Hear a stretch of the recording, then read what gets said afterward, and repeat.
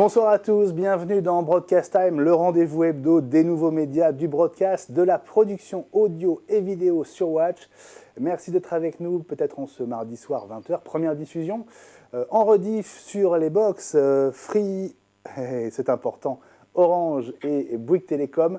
Abonnez-vous aussi au podcast de Broadcast Time sur Apple Podcast et iTunes en version HD, SD et audio. Et puis on est aussi disponible en version audio, toujours sur Apple Podcast et sur Google Podcast, ainsi que sur Spotify. Voilà, je crois que c'est assez complet. Bonsoir à tous et bonsoir Erwan, comment vas-tu ? Salut Benjamin, ça va très bien et toi ? Eh bien écoute, ça va très très bien.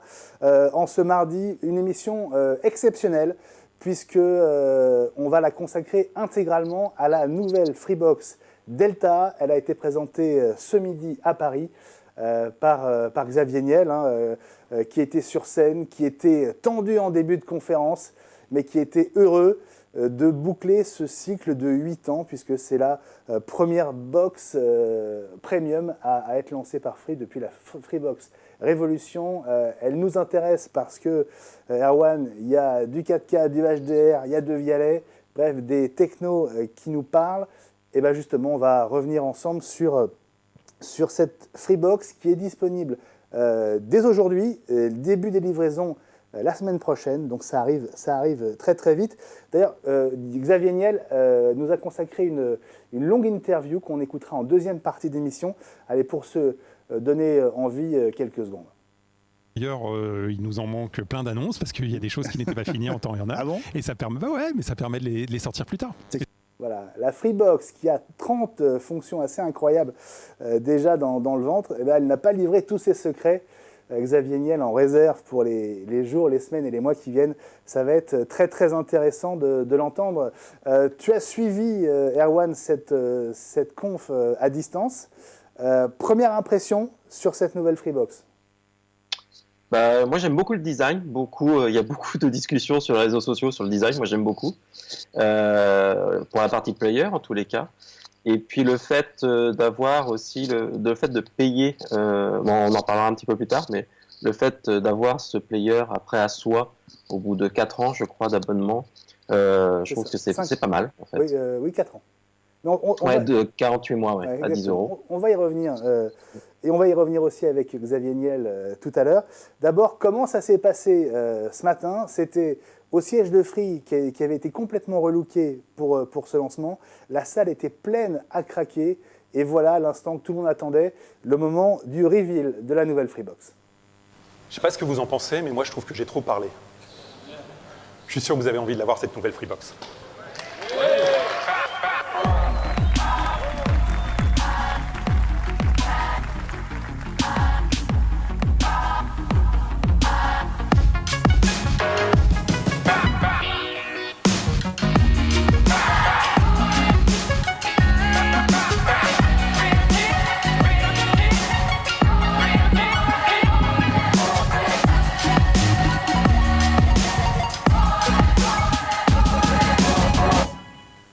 Voilà donc cette nouvelle Freebox, elle s'appelle Delta, parce qu'on l'a vu, elle a cette forme en triangle. On va revenir sur le design évidemment. Tu l'évoquais, Erwan, c'est important de le rappeler. La Freebox, en fait, c'est deux box, c'est le serveur et le player. Alors on va peut-être commencer par parler du serveur, parce que c'est l'une des fonctions sans doute les plus importantes, c'est l'augmentation du débit auquel on va assister, si tout se passe bien, avec cette box. Ça t'intéresse toi aussi, hein ? Oui, alors moi je suis à la campagne complètement isolé, mais j'ai la fibre quand même. Alors pas Orange, pas Free pour le moment, ni les autres opérateurs d'ailleurs, c'est un opérateur spécifique. Mais en tout cas, donc il a annoncé le 10 gigabits, donc un traitement au niveau du processeur du signal de la fibre en entrée et en sortie en 10 gigabits. Donc il y a un port 10 gigabits sur la partie serveur. Donc on peut relier directement à son ordinateur et donc du coup bénéficier, que ce soit en upload ou en download, d'une rapidité assez importante par rapport à ses concurrents. Il l'a bien notifié durant la conférence. Voilà, ben justement, on va revenir sur ce premier grand moment de la conférence de Xavier Niel, le moment où il a évoqué cette question des débits qui est fondamentale pour les services dont on va parler juste après. il y a une chose importante, c'est qu'on pense que la fibre optique, et on vous l'a dit souvent, c'est la technologie dont vous avez besoin, dont on a besoin. Et donc, on veut couvrir la totalité de la France. Donc, on a envie de déposer ou de déployer cette fibre optique sur les 32 millions, la rendre accessible aux 32 millions de foyers français. Mais tout d'abord, pour ces 10 millions de foyers français qui sont déjà en zone où nous avons de la fibre optique, on a décidé d'amener quelque chose de révolutionnaire. La technologie 10 gigabits. C'est une première mondiale avec une couverture aussi large. Jusqu'à 10 fois plus rapide, c'est explosif. On arrive à faire cela, encore une fois, parce que construit nos produits en interne et qu'on a toujours un temps d'avance. On a modifié tous nos réseaux pour accueillir cette nouvelle technologie et permettre de délivrer réellement ces 10 gigabits. Prenons un exemple concret. Vous voulez télécharger un fichier de 4 gigas. C'est standard aujourd'hui un fichier de 4 gigas. Chez Free, ça prend 4 secondes avec cette technologie 10 gigabits. Si vous avez une connexion fibre générale, classique, ça prend 1 minute 50. Alors on a un concurrent qui a une offre câble fibre coaxial, on ne sait plus trop comment ça s'appelle, mais dans laquelle on trouve, en fibre câble coaxial, on trouve une offre à 30 mégabits. Et là, ça prend 18 minutes. Télécharger un fichier 4 gigas, c'est standard. Dans un cas, ça prend 4 secondes. Dans un autre cas, ça prend 10 minutes.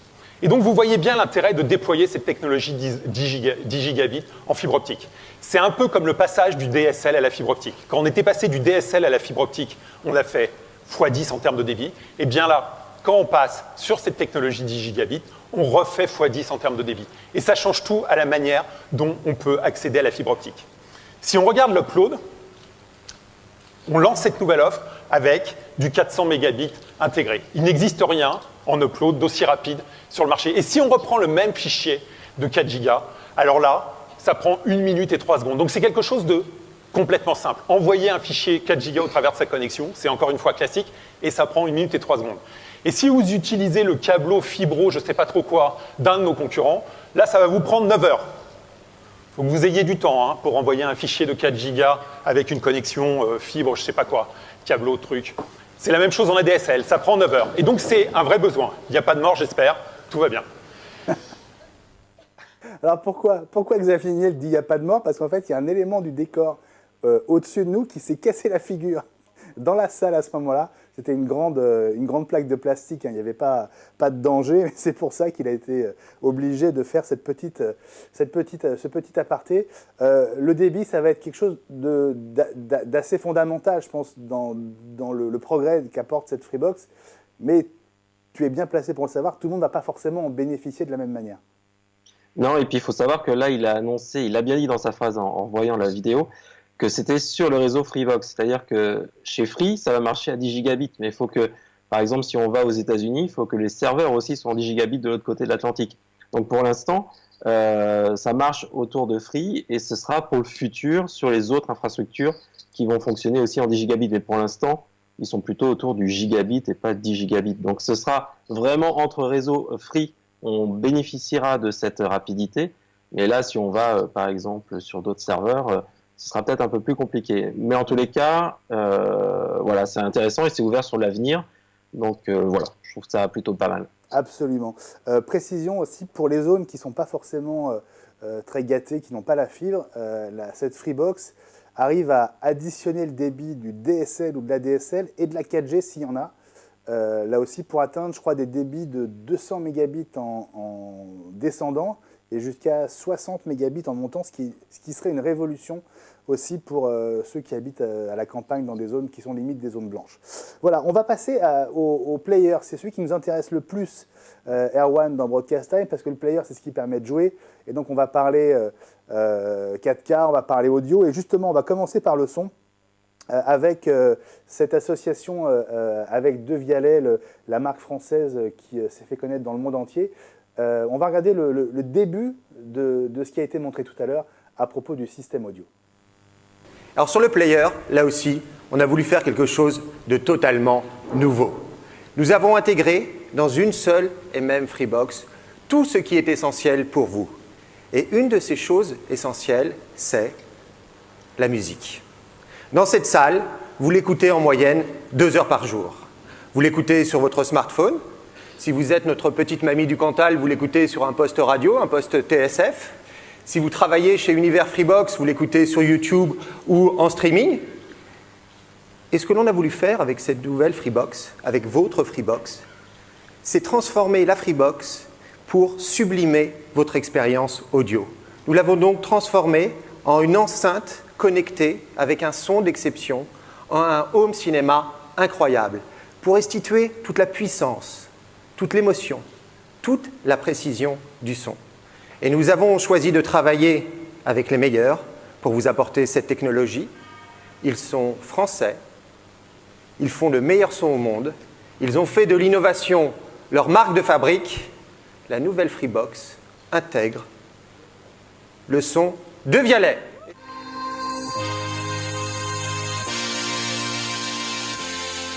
Voilà cette box, alors on ne l'avait pas encore beaucoup vue, donc la voilà, regardez, c'est très impressionnant, ces 6 haut-parleurs qui sont à l'intérieur. Alors il y a 3 woofers pour les basses, il y a 3 haut-parleurs pour le reste du spectre sonore. Apparemment, effectivement, c'est spectaculaire. De Vialet, c'est une marque qui te parle, Erwan? Bah oui, on a tous vu dans les magasins les belles enceintes de Vialet qui étaient un peu hors de prix, mais avec un son assez incroyable. J'avais été dans un store, en fait, dans une cabine spéciale pour écouter le son, et c'est vraiment assez bluffant.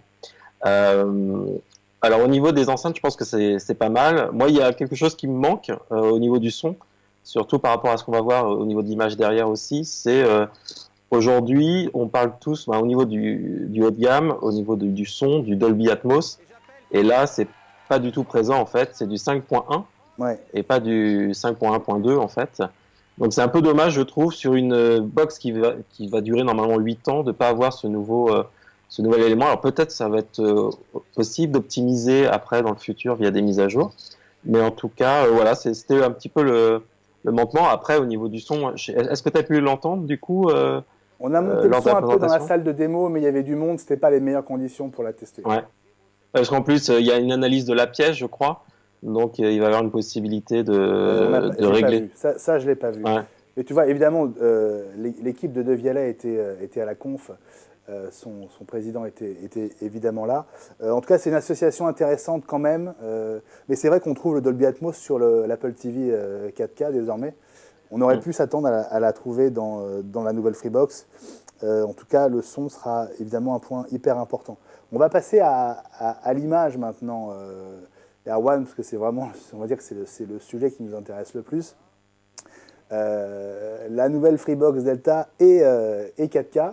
Et le HDR, c'est du HDR10.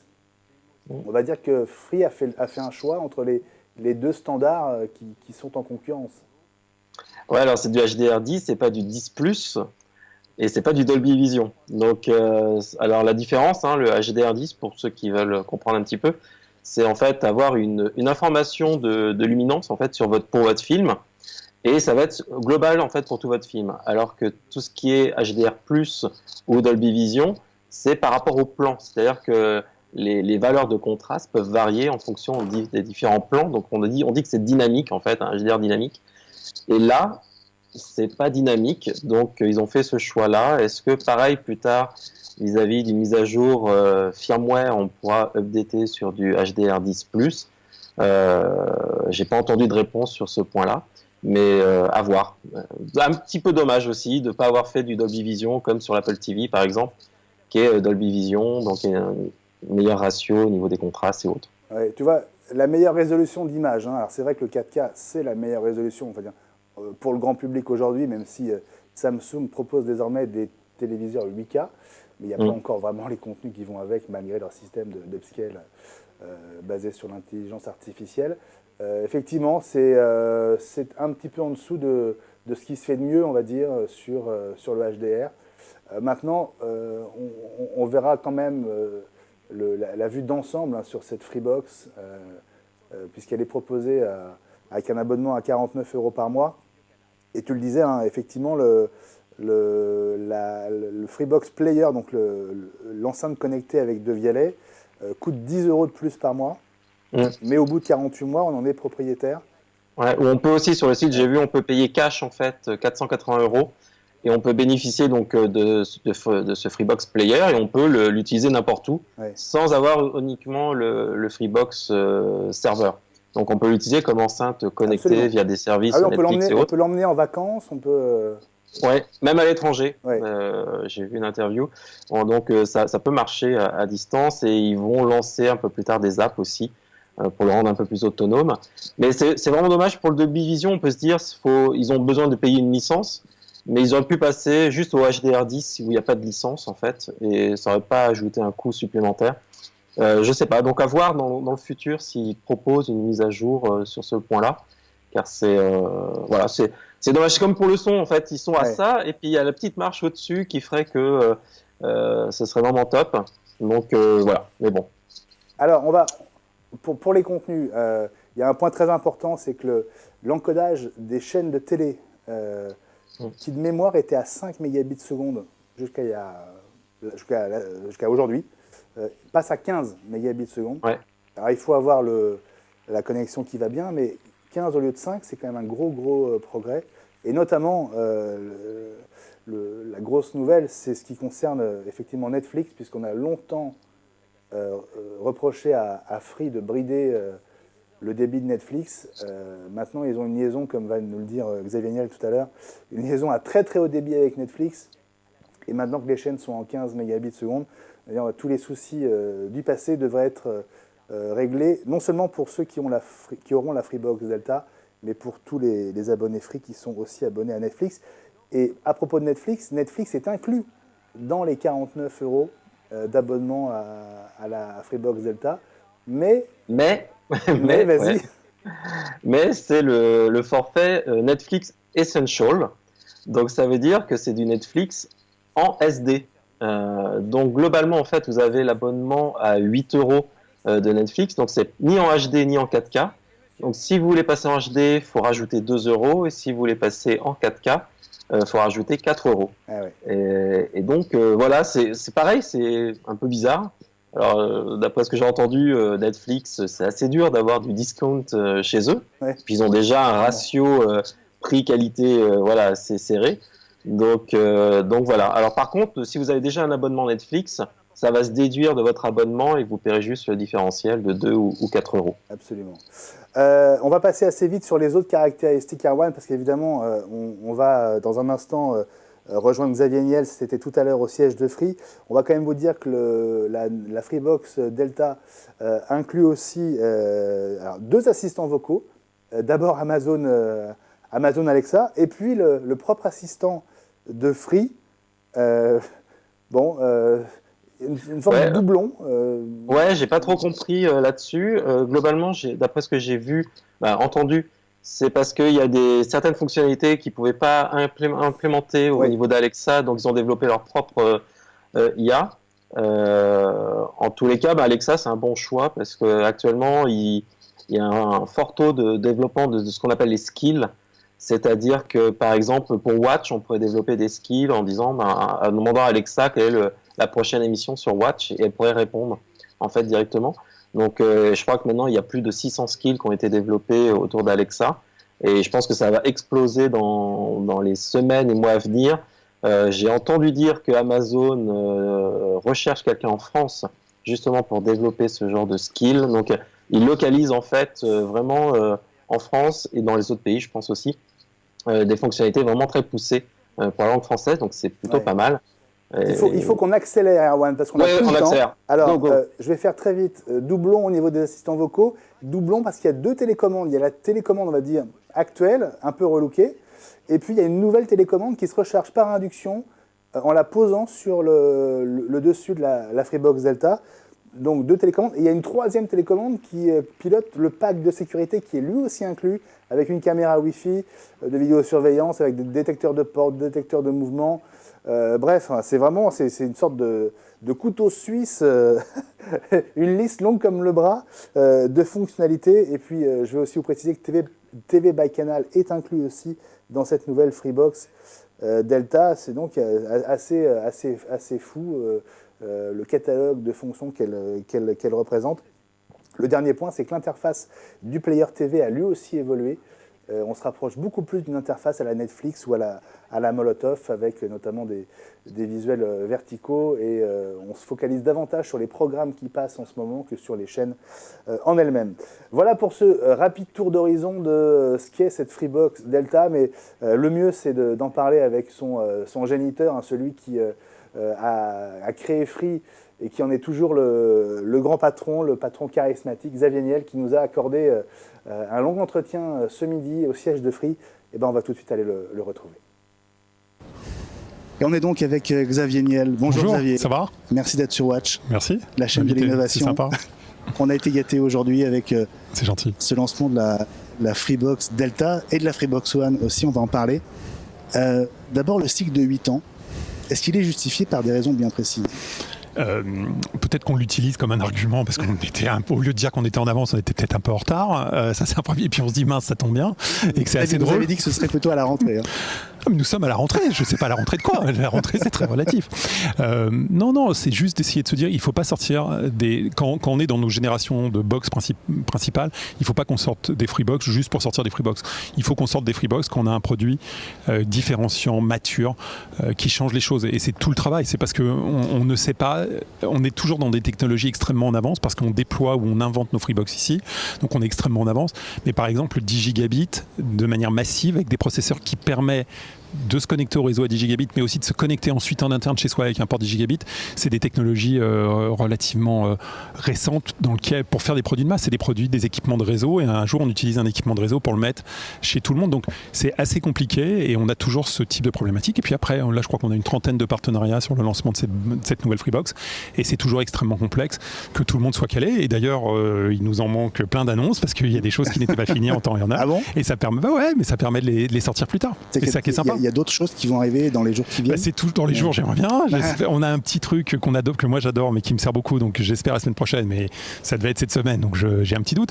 Mais voilà, on a énormément de choses qui viennent s'ajouter, parce qu'encore une fois, on met du hardware, comme toujours dans nos Freebox, on met du hardware qui nous permettent ensuite régulièrement de faire des annonces. Alors, il y a tellement d'innovations dans cette nouvelle Freebox que je ne sais pas par quoi commencer. Je vais vous laisser faire le classement, peut-être Xavier. Quelles sont pour vous les trois caractéristiques nouvelles les plus importantes? Ce que j'aime, c'est bien sûr le débit, parce que c'est ce que j'aime utiliser. Donc il y a un truc qui est explosif, c'est le passage sur la fibre optique en 10 gigabits, de mettre les technologies 10 gigabits dans cette nouvelle Freebox, et ça c'est explosif. Ça veut dire qu'il faut que la box soit compatible, mais il faut aussi que le réseau soit compatible. Eh bien non, c'est tout le bonheur, parce qu'il suffit d'avoir par exemple un très bon Wi-Fi sur son ordinateur, et bien on peut se connecter, parce qu'on a mis du Wi-Fi AC4400, et en général, vous, sur les équipements de dernière génération, les PC de dernière génération ou les mobiles de dernière génération, on retrouve ce Wi-Fi, et bien dans ce cas-là, on peut aller à 4,4 gigabits. Donc on a essayé à chaque fois de rendre accessible, même si on n'a pas un PC à 10 gigabits, mais même si on a 3 PC à 1 gigabit, et bien dans ce cas-là, on l'a. Mais si on a un PC avec un port 10 gigabits, et aujourd'hui c'est devenu quelque chose d'accessible sur les PC, et bien on est capable d'avoir du 10 gigabits sur son PC. Ou si on a un petit réseau interne chez soi, et bien on est capable d'avoir sur ce réseau du 10 gigabits. Mais c'est la technologie qui... Moi, je l'ai chez moi, j'ai cette chance, qui change vraiment tout. J'ai vu une vraie différence du passage à l'autre, et on s'invente des applications. C'est-à-dire qu'en fait, le 1 gigabit, ça paraît beaucoup, mais en fait, c'est 10 fois plus vite. Et c'est comme le passage du DSL au gigabit, et bien quand on repasse du gigabit au 10 gigabit, on refait x10. Et c'est explosif. Ça va concerner quelle proportion des Français et de vos abonnés? Est-ce que c'est... Chez nous, on essaye de faire... Pourcents? On a toujours... non, c'est plus large que ça. Parce que le réseau qui est derrière, du coup. Hein. Ah, le réseau, il est illimité. Là, on n'a pas de sujet de réseau. Le sujet des choses qui nous ont pu nous être reprochées, c'était des problèmes de peering. On n'a jamais eu, dans notre réseau interne, de difficultés. Maintenant, on a changé. Il n'y a pas de goulot au niveau du réseau. Le réseau est prêt pour le réseau est prêt, mais alors si maintenant, demain, vous nous mettez 100 000 abonnés sur le même switch, dans la même ville... Il va falloir qu'on envoie quelqu'un, il va nous falloir 3-4 jours pour réussir à remonter. Non, on a très peu de saturation dans le réseau. Le réseau a été pensé pour tenir ses débits. Après, les sujets historiques que l'on a pu avoir, c'est des sujets de peering, c'est des sujets qui ont été réglés. Et par exemple, avec Netflix, historiquement, on avait des sujets de peering. Maintenant, on a une connectivité. Maintenant, on a créé une connectivité avec eux en terabits. Il faut voir l'ampleur. Justement, parce qu'on arrive et qu'on vient avec cette nouvelle Freebox, on met des connexions colossales avec Netflix. parce que c'est un débit colossal. Et donc, on a beaucoup travaillé, et grâce à ça, ça nous permet d'amener ces débits colossaux. Alors, parlons de Netflix sur Free, justement. Est-ce que la qualité de Netflix pour vos abonnés va changer uniquement pour ceux qui prennent cette nouvelle box? Non, pour tout le monde, non. Enfin, si vous regardez, on va depuis longtemps, on est en pleine amélioration depuis longtemps. Il faut voir qu'on a un parc dans des zones très peu denses, donc on a aussi un certain nombre de lignes avec des très petits débits, mais on continue de délivrer Netflix même sur ces lignes avec des petits débits. Donc parfois, dans des moyennes, ça peut donner des choses bizarres, mais aujourd'hui, il n'y a plus aucun niveau de saturation avec Netflix, et c'est un travail qui remonte à l'été dernier, donc c'est pas un travail de cette semaine, c'est un travail assez ancien. Je vous le dis, on a des connexions avec Netflix en terabits. Personne n'a ça en France. C'est des connexions délirantes. Mais pourquoi? Mais parce qu'on va vendre des centaines de milliers d'abonnements Netflix.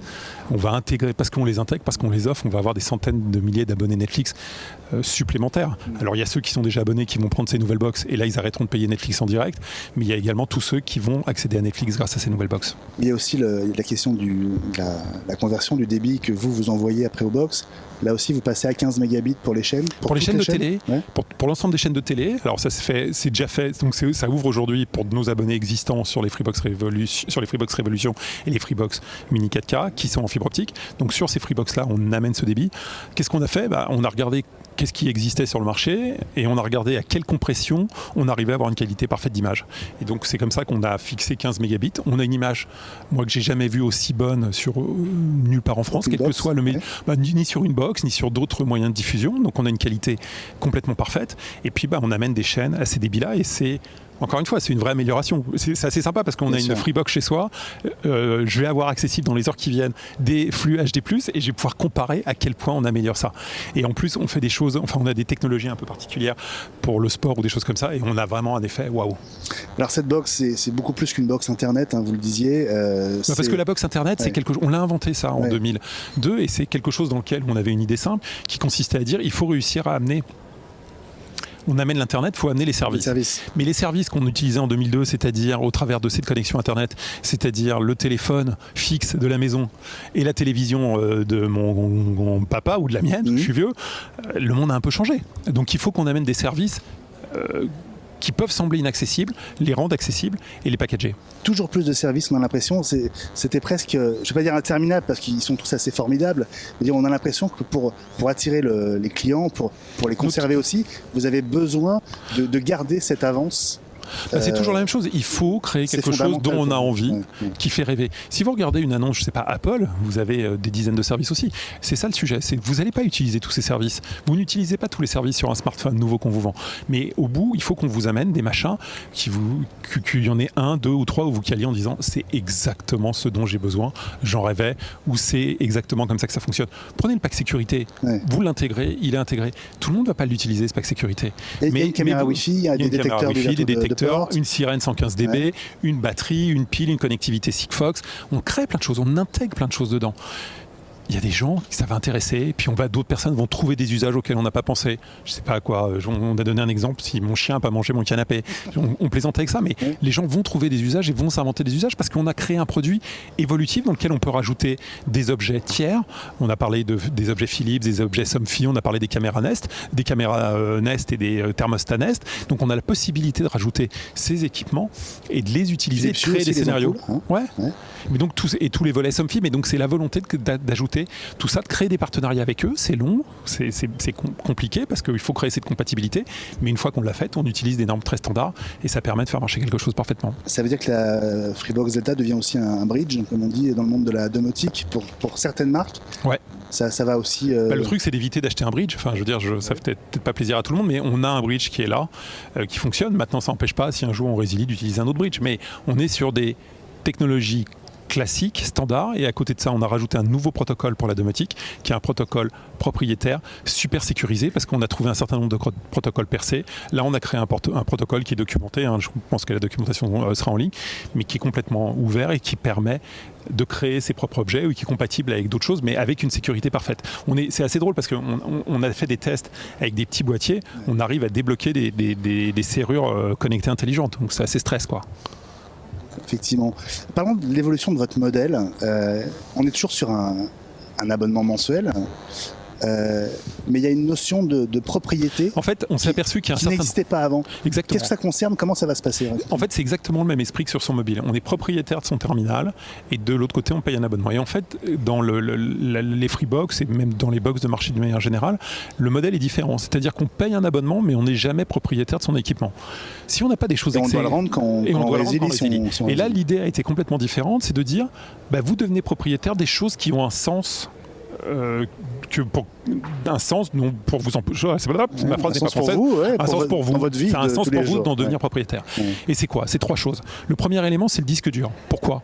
Parce qu'on a eu un certain nombre d'abonnés qui nous disent non mais moi je ne stocke pas, j'ai un NAS avec ma Freebox Révolution, je ne stocke pas mes données parce qu'un jour je vais vous le renvoyer et vous allez accéder à mes données. Ou des gens qui souvent nous appellent, nous disent j'ai mis des photos minces, je vous ai renvoyé le disque dur, je vais récupérer nos photos. Et donc la propriété du disque dur nous a semblé extrêmement importante. Et donc on transfère la propriété du disque dur au premier jour de l'abonnement. Et c'est quelque chose d'important. Et comme on peut en mettre plusieurs, après on peut en rajouter, parce que c'est un NAS dans lequel il y a 4 emplacements, donc on peut mettre 4 disques durs.